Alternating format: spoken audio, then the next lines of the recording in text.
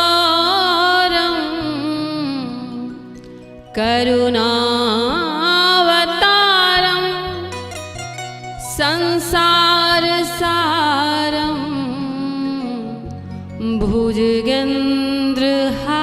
भुजगेन्द्रहारं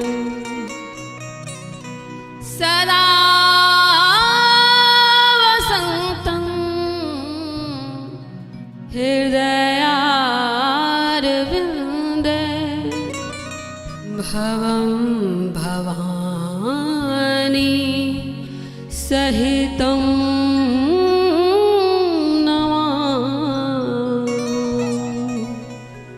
भवं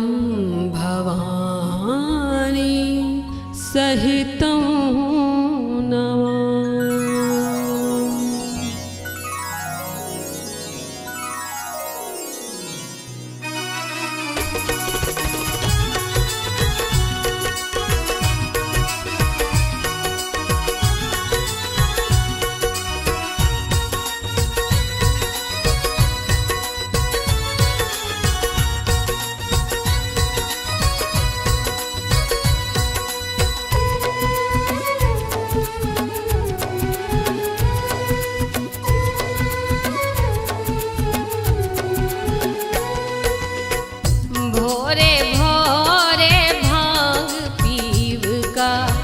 गाता गेला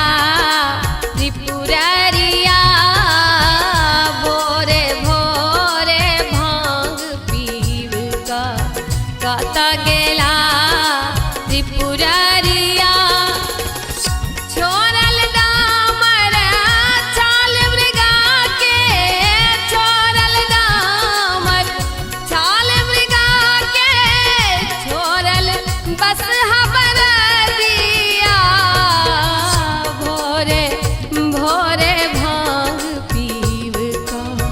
गाता गेला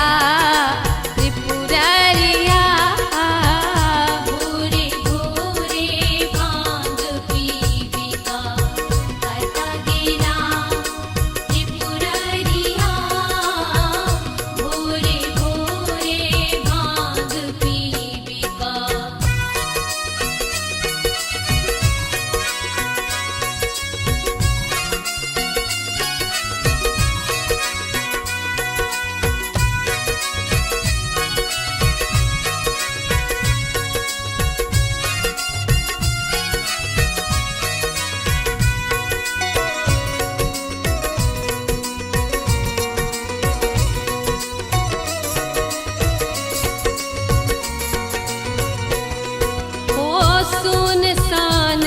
भवन लगई है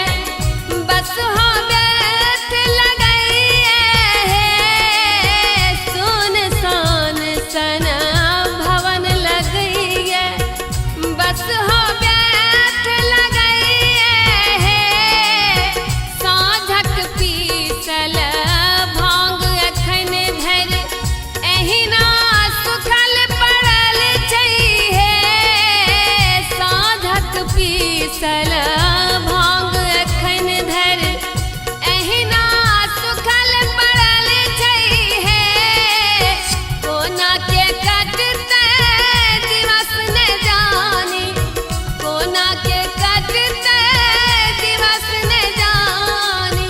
कोना के दिन दोपहरिया